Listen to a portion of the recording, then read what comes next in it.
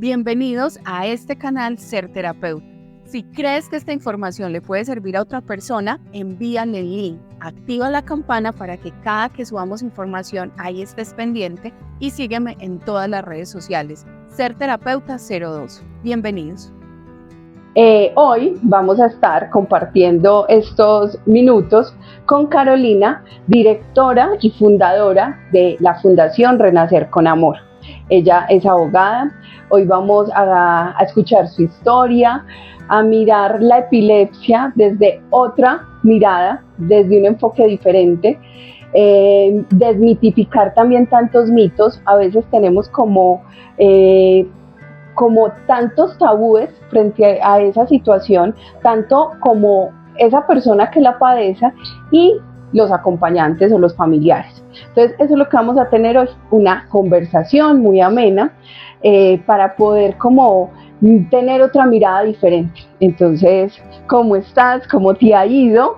¿Cómo vas? Entonces, vamos a empezar con ¿quién es Carolina? Bueno, muchas gracias por la invitación, por estar acá.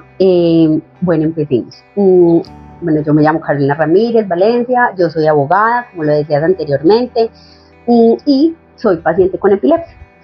Entonces, a raíz de, digamos, de este diagnóstico y al ver que hay muy pocos grupos de apoyo para esta condición, porque sé que para muchas enfermedades hay muchos grupos de apoyo, y que no es tan visible, ¿cierto? Como todo lo que una persona o una familia vive. Entonces decidí crear la fundación.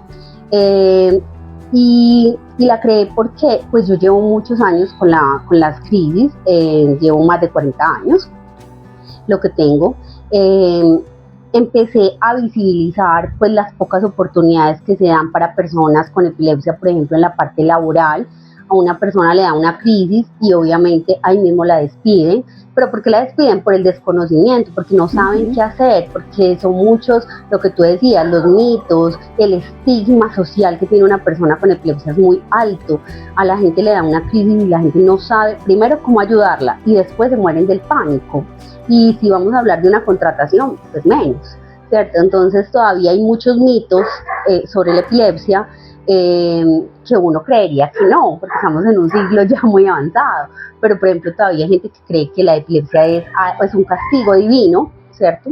O que viene de Dios, que Dios quiere mandar un mensaje. Ninguna de las dos. La epilepsia es una descarga eléctrica que ocurre en nuestro cerebro y que por eso a veces vemos los movimientos, pero hay muchas clases de epilepsia. Entonces es allí donde decidí como crear la fundación. ¿Para qué? Para educar y desmitificar la epilepsia ante tantas personas, ante la sociedad misma, los mismos pacientes y los mismos médicos a veces también, pues a veces no ayudan mucho. Entonces uno entiende que su labor es una cosa, pero hay que ayudar. Claro que sí. Hablabas de las diferentes maneras de que la epilepsia como que hace su labor. Porque es que en muchas ocasiones epilepsia, se tiró al suelo y convulsionó. ¿Qué otra forma hay para que la epilepsia, para saber que es una epilepsia? Digamos que hay muchas, pero digamos que las más frecuentes son las ausencias, que se dan mucho en niños. Digamos que se presentan más en niños, pero sí se presentan en adultos. Y es que la persona se queda quietecita mirando un punto fijo, y muchas veces entonces esto lo asocian a déficit de atención, a que el niño es elevado, al que no pone atención. Resulta que en ese momento la persona está teniendo una crisis convulsiva, pero ¿qué pasa? Como su cuerpo no se está moviendo, entonces la gente no percibe que es una crisis, pero su cerebro sí, o sea, en su cerebro sí está pasando algo. Entonces eso se llaman ausencias. Hay una epilepsia que es muy particular, que solo se da en las mujeres, que se llama la catamenial. Esa solo se da en las mujeres en el periodo menstrual. Hay mujeres que solo convulsionan o se les presenta la crisis en el periodo menstrual. Entonces es una epilepsia que no es muy común, pero ocurre, ¿cierto? Está la tónico-clónica, que es la que vemos en la calle, la que todo el cuerpo se mueve, ¿cierto? Digamos que a esa es la que estamos acostumbrados. Pero digamos que existen ¿cierto? Muchas que pues ya los neurólogos sabrán, ¿cierto? Entonces hay unas que por ejemplo son visuales, ¿cierto? Que la gente es muy, para los extrovertos, todo lo de las luces, hay gente que es más sensible y se le ocasionan con ese tipo de estimulación. Es decir, que tienen que estar muy atentos porque, por ejemplo, tú decías, bueno, en el periodo menstrual a las mujeres, entonces yo tengo que estar muy vigilante de en qué momento, si me lo detona cierta música, si me lo detona cierto ruido, si, entonces esta condición es de estar muy conectado conmigo para yo saber exactamente en qué momento y como cuidadora estar como muy observando a los niños en ese caso. Por ejemplo, en los niños, miremos las ausencias. Por ejemplo, los profesores, las guarderías son los vigilantes, son los primeros que se dan cuenta porque ellos son donde más pertenece el niño. El niño está más en el colegio que en casa, o sea, es una realidad que vivimos todos. Entonces muchas veces son las profesoras las primeras que se dan cuenta, venga, es que el niño repetitivamente no se queda quieto o, ¿cierto?, no reacciona a esto, entonces, ¿qué es lo que está pasando? Entonces es allí donde de pronto el padre, ¿cierto?, le va a tocar ir donde un neurólogo, ojalá, pues, neuropediatra, ¿cierto?, porque la neurología pues tiene todos sus campos, pero hay unos que se dedican a eso, epileptólogos si ya hay un diagnóstico de epilepsia, y esos son como los campos. Entonces hay profesores que son muy, o sea, que se dan cuenta de las cosas. Eso no quiere decir que las mamás no se den cuenta, claro, los papás siempre se dan cuenta, pero hay entornos donde estamos más tiempo. Claro que sí. Entonces, bueno, empecemos con tu historia. ¿Cómo fue esa primera crisis? ¿Cómo fue toda esa evolución que has tenido? Y los cuidadores en ese caso, ¿cómo detectaron que era una epilepsia? Pues mira, al principio me pasaba lo que yo te decía, las ausencias. Entonces mi mamá decía, estábamos todos en la mesa, tú te quedabas quieta, muy callada, no opinabas. Me parecía como raro, pero pues no decía nada. Bueno, de pronto no quiere hablar, ¿cierto? Pero eso fue subiendo, o sea, era ya muy repetitivo. Como yo nací en la costa, yo nací en Barranquilla, pues los fines de semana nosotros nos íbamos, era para el mar, digamos que ese era nuestro plan de fin de semana. Entonces ella dice que yo me metía al mar y que de pronto yo me devolvía y le decía, mami, me siento mal, y me desmayaba. Entonces ellos salían corriendo para la primera clínica que encontraban, pero muchas veces no sabían que era porque un desmayo le pasaba a cualquiera, ¿cierto? Pero digamos que hay unos síntomas y una persona con epilepsia pues sí se puede desmayar, pero con cualquier otra enfermedad hay desmayos. Entonces fue difícil de pronto el diagnóstico en ese momento. Pero ya llegó un momento donde sí me dio una crisis, ¿cierto? Que fue como entre los 7 años más o menos. Entonces ya empezaron a buscar con los médicos y ya empezaron pues como ese diagnóstico. Entonces fue más o menos como alrededor de los 7, lo que pasa es que ya han pasado muchos años, no lo tengo muy claro.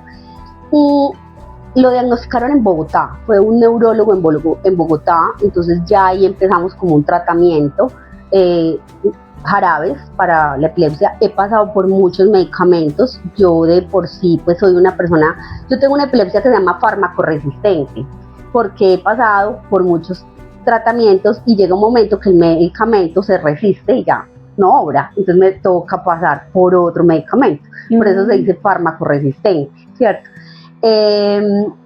Mi epilepsia es focal, hay muchas epilepsias, hay una que es focal, ¿por qué? Porque yo tengo una cicatriz en la parte occipital, entonces de ahí, en la cicatriz, es de ahí donde se dan las descargas eléctricas. ¿Y mías? ¿De dónde fue la cicatriz? Entonces ahí hay muchas dudas porque dicen, pero nunca se ha visto en ninguna de los exámenes una cicatriz. Se vio en uno que ya hace mucho tiempo que se llamaba test de WADA, que se llama el examen, y de ahí descubrieron. No se sabe porque cicatrices, pues hay muchas, o sea, uno se puede haber caído pequeño, en una guardería, nadie le va a decir a uno, vea, le deje caer el niño, o sea, no.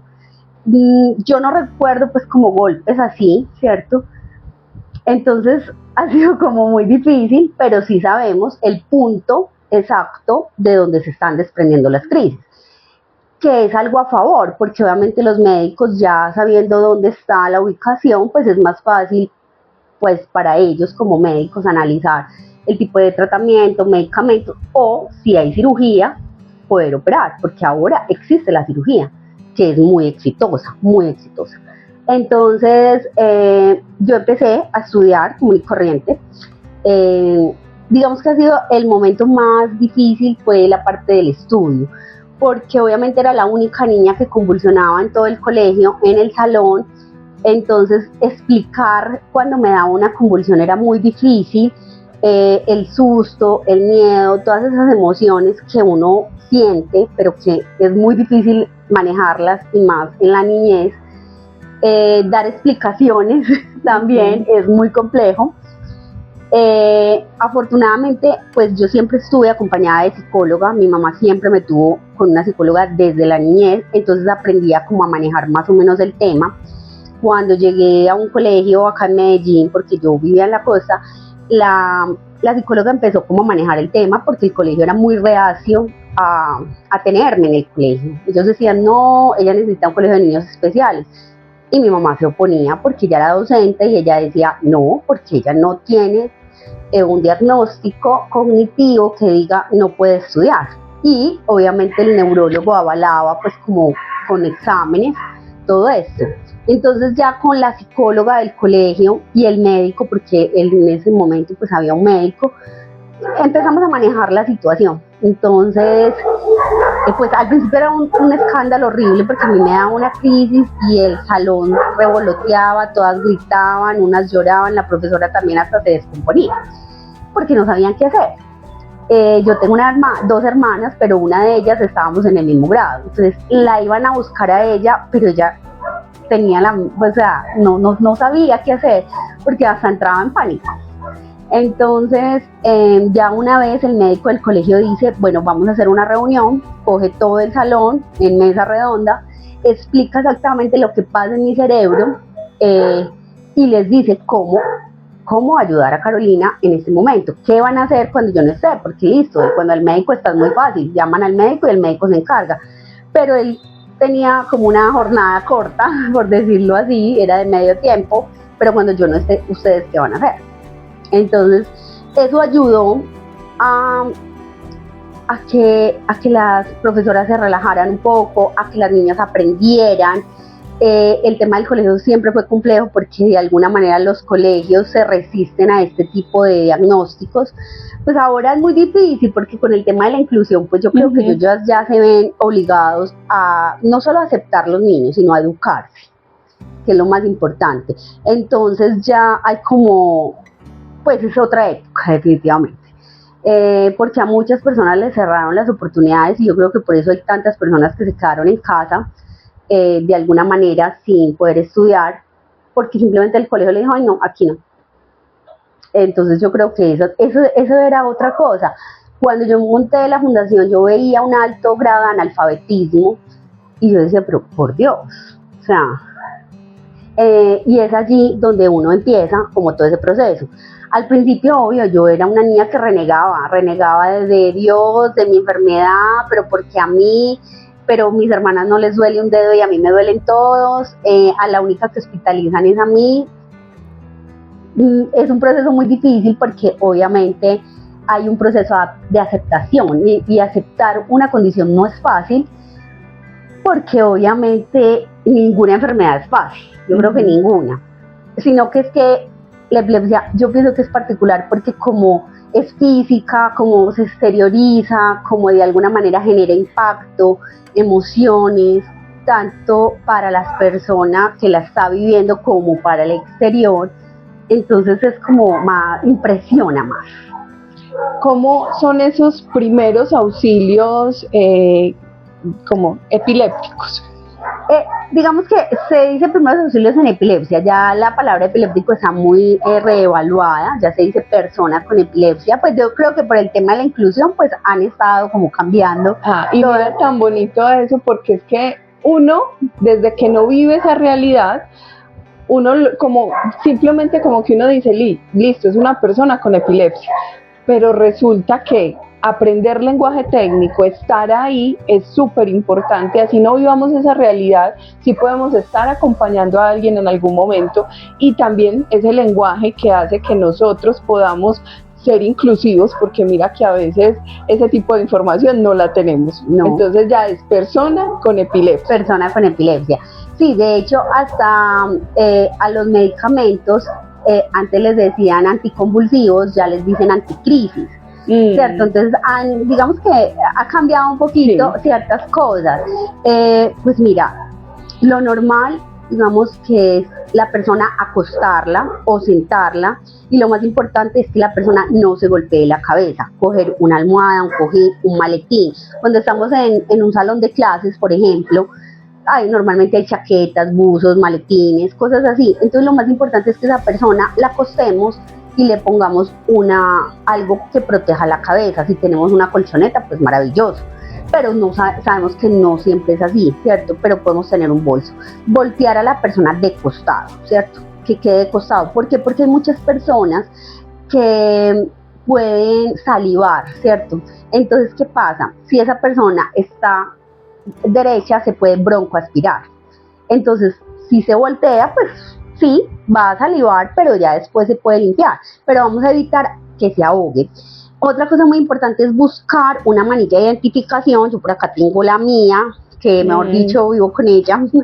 ¿Qué tiene esa manilla? Tiene el nombre, ¿cierto? Tiene la cédula, tiene el celular, el de RH, a qué EPS pertenezco, y 2 números de contacto. La mía es muy particular porque yo sí digo que soy alérgica a un medicamento. ¿Por qué? Porque realmente ese medicamento en mí ocasionó pues una invalidez de alguna manera. Entonces pues yo no me puedo exponer a que yo llegue y me apliquen ese medicamento. Entonces buscar si la persona tiene esta manilla de identificación y llamar a los teléfonos que tengan ahí, porque se supone pues que esos teléfonos son las personas como más cercanas y que van a poder brindar esa información. Es decir, si la persona está convulsionando, dejarla que pase la convulsión, no sostenerla. La gente es muy dada como a cogerla fuerte. No, porque ella va a pasar sola, ¿cierto? Tomar el tiempo de la convulsión es muy importante. Una convulsión no debe durar más de 5 minutos, máximo 1 minuto, 2 minutos. Ya si una persona le están dando 1, 2, 3 convulsiones o no para, o la recuperación de esa persona es muy lenta, hay que llevárnosla para urgencias. Si es una mujer en embarazo, también urgencias. Si es una persona diabética, también. O si hubo una convulsión en el agua acuática, hay que llevárnosla para urgencias. Porque ya sí son como, digamos, factores muy, muy determinantes y muy importantes, que ahí sí hay que correr, ¿cierto? Entonces, digamos que esa sería, entonces dejarla de costado, dejarla quieta, acompañarla, pero no presionarla. No, hay muchos mitos y es jalarle el dedo de la mitad, que porque cuando le jalan el dedo de la mitad, se para la crisis. Eso es falso, son de todos los mitos que hemos hablado. Otro mito que hay es que hay que sacarle la lengua. Eso es falso, porque tú lo que vas a hacer es dañarle una placa dental a la persona y por el derecho te vas a lastimar. O sea, es imposible que la gente se muerda la lengua. Eso es algo que dicen mucho, pero eso es, o sea, clínicamente, o sea, ya fisiológicamente dicen eso no se puede, pero son mitos, son cosas que pasan. Y yo creo que lo más importante ya es que cuando la persona vuelve, acompañarla. ¿Por qué? Porque muchas personas vuelven perdidas, no saben quién son, mientras el cerebro como que se reacomoda, no se sabe su nombre. Entonces como, bueno, hasta que la persona esté ahí, sepa quién es, como acompañarla. Yo creo que eso es lo que más se valora, la compañía. Y claro, esos serían como esos primeros auxilios en epilepsia, porque es que nadie está exento. Podemos estar en la calle y ver una persona que le está dando una crisis y nosotros mínimamente tenemos como esos tipsitos, podemos aportar y no ser antes un estorbo en ese momento. Y no ofrecer nada, porque somos muy dados a ofrecer tinto, agua aromática. No, porque no sabemos si esa persona es diabética o si esa persona pueda vomitar, no sabemos qué consumió. Sabemos que lo hacemos porque es nuestra cultura, sí, ¿cierto? Es nuestra cultura, pero no es conveniente, ¿cierto? Porque no sabemos cuál fue la última comida, si se tomó las pastillas o no, ¿cierto? Ese tipo de cosas es mejor no hacerlo. Si ya, obviamente, la persona va a llegar cansada porque se estremeció todo su cuerpo, ¿cierto? Entonces, obviamente va a llegar cansada, pero pues el único que de pronto puede ya determinar eso es como el médico, ya cuando llega una ambulancia, que ellos ya sí tienen como un manejo a fondo de esto, pero digamos que yo creo que mientras ayudamos a que contacten a un familiar, yo creo que eso es una ayuda muy valiosa. Sí, claro que sí. Entonces, bueno, en esa continuación de tu historia, ya te diagnosticaron, creciste un poco, me contabas antes de empezar la entrevista que tu mamá hizo ese acto gigantesco de amor al dejarte ir y al participar también de esa ida a Londres, donde pudiste como empezar como esa parte de independencia, porque es que también hay mucha dependencia hacia ese cuidador, porque yo qué voy a hacer sin ti. En ese momento hubo como, sí puedo vivir sin ti y no ser una carga incluso. ¿Cómo fue el proceso? Yo, de alguna manera, mis padres me sobreprotegieron, todo hay que decirlo. Uno sabe que el amor de unos padres es infinito, ¿cierto?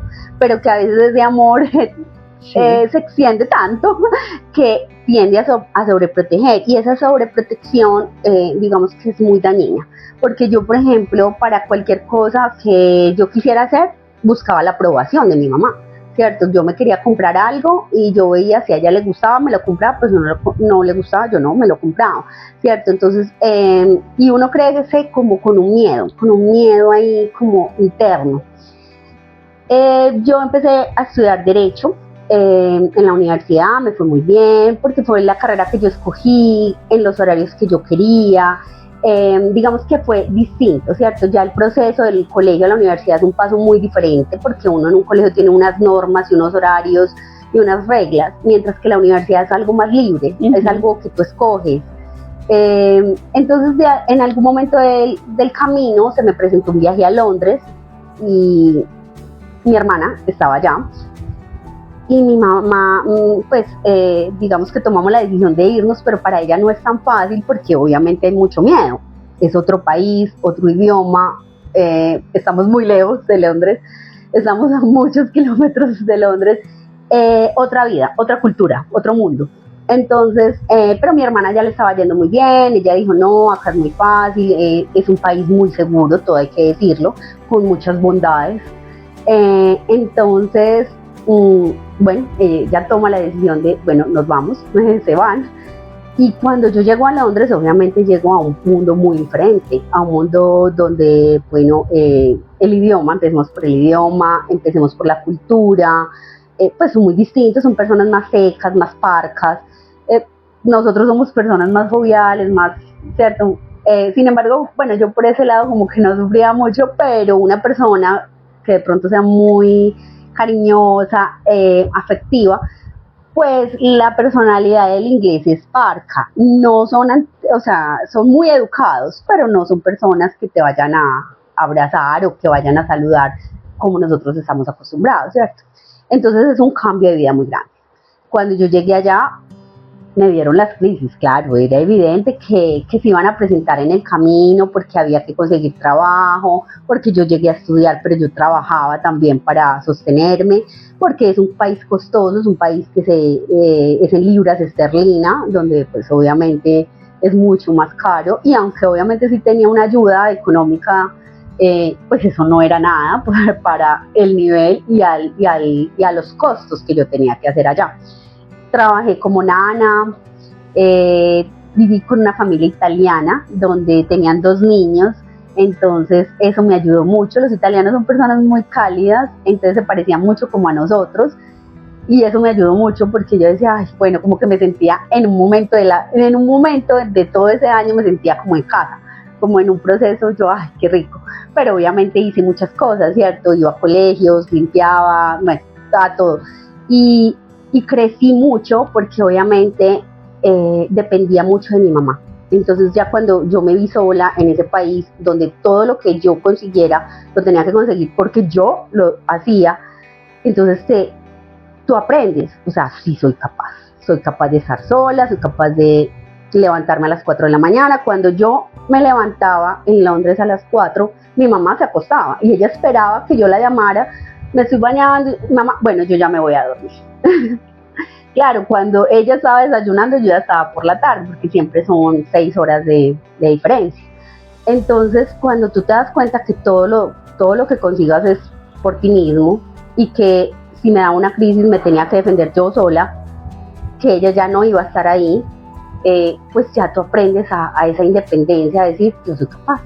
¿Qué consejo tú le darías para estas mamás y papás que están enfrentando con sus hijos una situación similar, que hay miedos, pero también hay dependencia, porque uno dice es que si le da la crisis, ¿qué? Entonces uno se cree como ese poder superior de su hijo, de si está conmigo, la crisis va a ser diferente.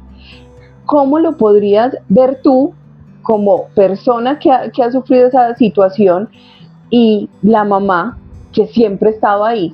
¿Cómo lo podrían haber hecho diferente? Yo pienso que lo más importante es el acompañamiento psicológico. ¿Por qué? Porque yo lo tuve desde niña, pero mi mamá también le tocó entrar como en ese proceso. De pronto los procesos con los padres es distinto, ella lo tuvo un tiempo, y siempre se apoyó mucho en la psicóloga, porque el apoyo con la psicóloga te va a ayudar primero a la aceptación de tu enfermedad, de tu condición.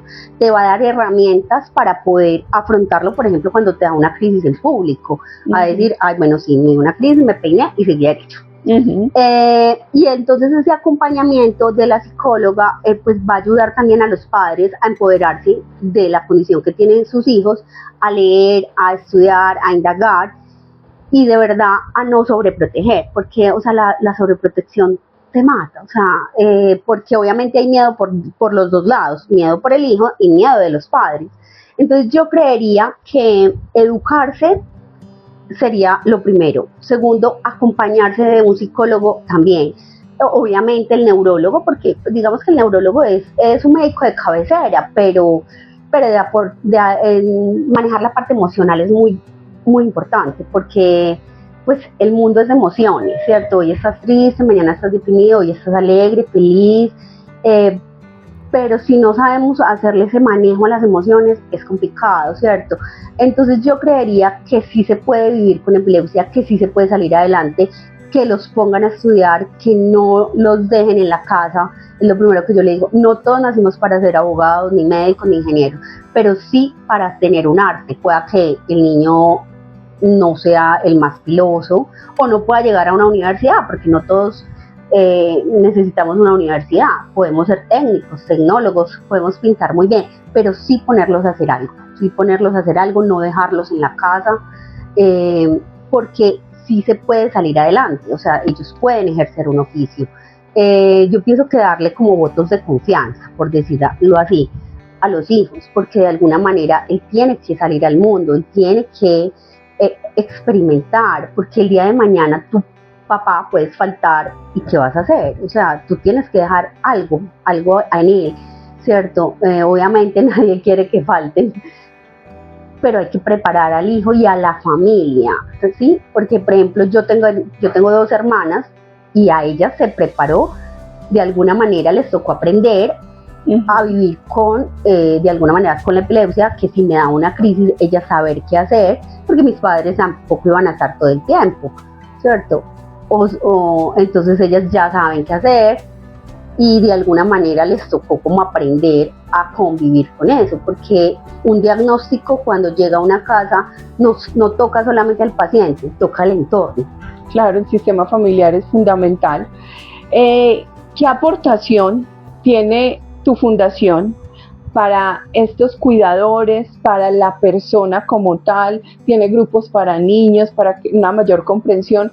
¿Cómo una persona que nos está viendo puede acceder a los servicios y qué servicios cuenta para poder que se masifique y desmitifique la epilepsia?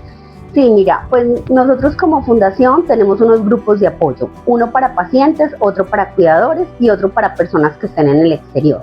Ellos operan de manera virtual, están por WhatsApp, donde nosotros, ¿qué hacemos allí?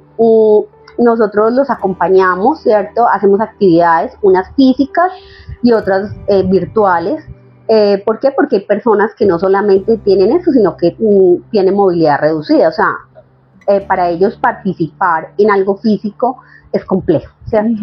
Entonces, todos los jueves también educamos a través de las redes sociales, por Facebook Live, con neurólogos, psicólogos, neuropsicólogos, testimonios de vida, entonces donde tú puedes acceder al Facebook y meterte y participar con tus preguntas. Todos los programas que nosotros hacemos quedan grabados, todos están en nuestras plataformas, en YouTube, Spotify, todos quedan grabados, entonces es muy rico porque en cualquier momento puedes entrar y decir, ay, yo quiero escuchar a un neurocirujano o quiero escuchar a una psicóloga, entonces hay muchos temas y ahí. Entonces digamos que el enfoque de la fundación es muy educativo. ¿Qué hacemos nosotros también? Tenemos unas charlas de primeros auxilios en epilepsia que dictamos en colegios, universidades, instituciones públicas y privadas, donde les enseñamos a hacer esto, ¿cierto? Y de alguna manera de eso se sostiene la fundación. También tenemos la charla de la ley 1414 del 2010, que es una ley para la epilepsia. Muchos no la conocen. Es importante que conozcan esta ley porque cuando hacemos derechos de petición, tutela, nos encontramos con estos escenarios que no deberían existir, de que no nos dan el medicamento, de que podemos poner una tutela. Es importante que agreguemos esta ley existe, entonces educarnos en ella. Y también tenemos una charlita para los cuidadores, porque para nosotros el cuidador es tan importante como lo es el paciente, ¿cierto? Entonces para los cuidadores también hacemos a veces actividades, ¿cierto? Entonces es muy importante como todas estas actividades. A veces no tenemos un banco de medicamentos, pero a veces donamos medicamento en la medida de lo posible cuando tenemos, porque es complejo, son medicamentos de alto costo, sabemos que no se consiguen fácil, entonces así vamos mirando y vamos haciendo actividades. Bueno, muchísimas gracias. Sé que a muchos de verdad que les va a servir muchísimo esta información.